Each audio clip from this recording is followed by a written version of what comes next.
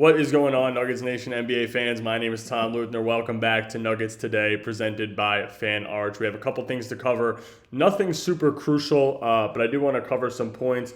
Obviously, I've been doing as much research as I can while I'm on vacation, and it's tough to get to everything.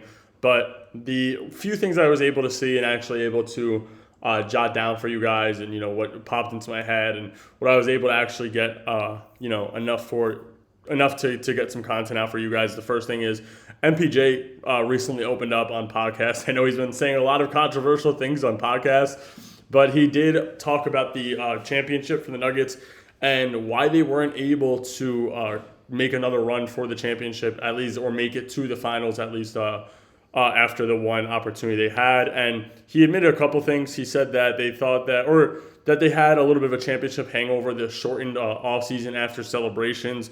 It made it a little bit harder to repeat. They, weren't as motivated as they were the year prior, obviously getting to the championship. I mean, not even what he was talking about, but other things that you realize is the lack of depth they had. The second thing he talked about was the loss of KCP. Obviously, he left a major gap. His two-way abilities were top tier, especially for that Denver team. He was able to knock down threes at a consistent rate. He was a guy who's a phenomenal on-ball defender from the three-point line, something that they needed. In those 7-game battles, they obviously felt that they didn't have the opportunity to go as deep as they did with Christian Brown off the bench, Bruce Brown off the bench, Jeff Green off the bench, and obviously KCP stepping out of the starting five, putting Christian Brown in there, and losing your depth when it came to your bench unit. And the other thing he talked about was how Tim Connolly basically just built a super team in Minnesota to stop the Denver Nuggets and not actually win a finals. That team was fully built to stop Nikola Jokic. It was built with the majority of the team being bigs. You look at guys on the roster. They had McDaniels, they had Gobert, they had Cat, they had Kyle Anderson was there. You have all these guys who are coming in who are bigger bodies, and the whole thing was stop Jokic. And if they can't shoot, which Denver sort of there was a little bit of shooting gaps at times, and that's when they were able to go out and truly dominate Denver.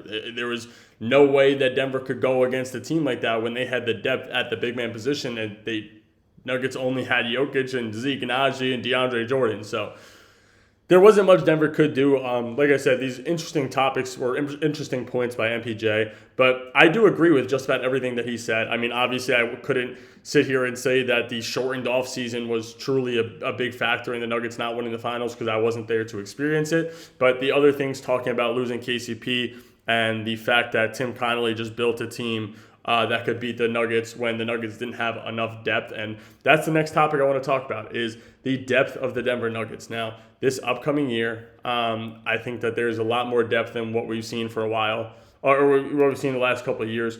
The DNVR guys covered what they think the rotation should be, and I think I covered that in the last episode a little bit.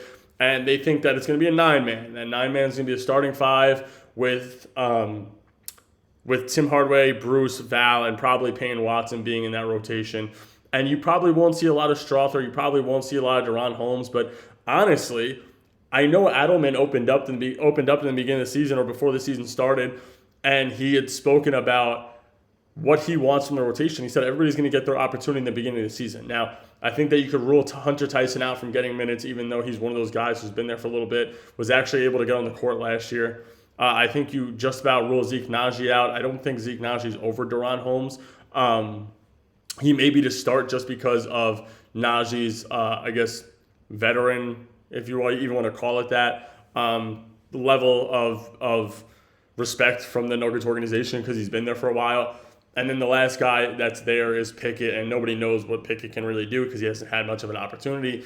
And Denver does need the backup minutes, so maybe we see Pickett actually get some minutes. But I know that Adelman said he wanted to start with a 10-man rotation. Personally, with the depth that Denver has, I think that there should be an 11-man rotation. I know it's crazy to say because a lot of teams don't do that. But if you're telling me that you don't think Deron and Strother can get minutes for this team, I think you're crazy. I think that this is a team where there's two young guys who can come in for 7 minutes, whatever it may be, in just moments to give people a break. Right before halftime, you need 2 minutes. Sit Jokic, put Deron Holmes in. If you want to put take AG out and Jokic at the same time, you could have Deron and Val there. So you have the opportunity to go ahead and do that.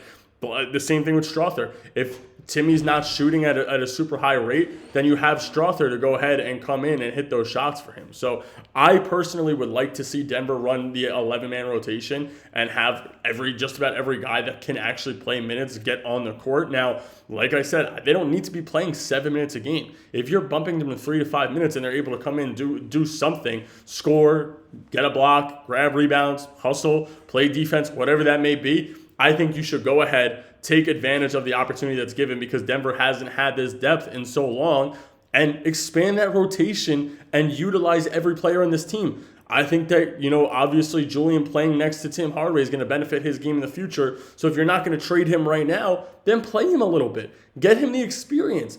I think Denver's a playoff team regardless, as long as everybody's healthy, knock on wood. But get Strother the minutes to help him develop now. And if you want to trade him, the only way that he's going to be valuable to teams is if he's playing. So I think they should go ahead, utilize their depth that they have at the current moment, and truly just use that, the young guys you have at the end of the bench. Now, the next topic I want to talk about is something I sort of covered this last episode, but it's hand in hand. And that is what Blake Griffin had to say about his finals prediction. Now, his Western Conference team was obviously Denver Nuggets, or else I wouldn't be covering it. And his Eastern Conference team was a team that I said scares me in the East, and that is the New York Knicks. Now, I think the Knicks are just a very good team. They got some dogs. They're defensively sound. They got a new offensive head coach coming in. So I think they're going to be good. I really do.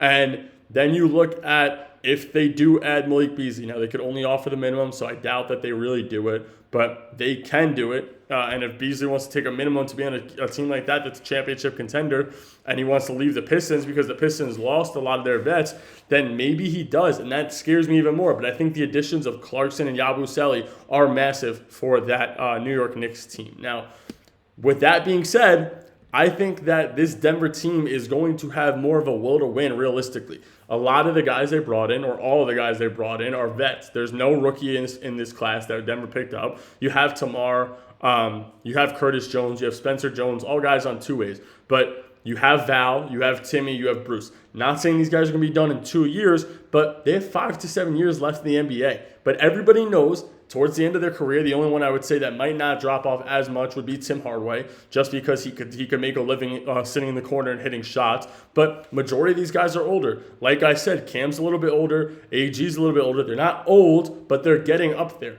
Obviously, Jokic he's a force, and I don't think he's going to fade out anytime soon because his game isn't this athletic game. But I think that these vets like Bruce, like Val, like Tim are going to come in and want to win a championship right away because they're all on one-year deals, so they need to, make a name for themselves. Now, Bruce already made the name from winning the first finals, but you don't think Jonas Valanciunas wants to go ahead and finally win a finals instead of being in the play-in tournament, which is something he complains about? Tim Hardaway Jr. can finally make a finals push with the Denver Nuggets and finally win a finals next to one of the greatest players of all time. I think that there is more of a will to win this year than maybe we've ever seen with the Denver Nuggets, except for their championship year. Anyway, that's all I got for you guys today, Nuggets Nation. Like I've been saying, I'm going to keep trying to get episodes out for you guys, but I can't promise anything. So thank you guys for watching. Hit that like and subscribe button and leave a comment if you guys want me to touch up or cover anything.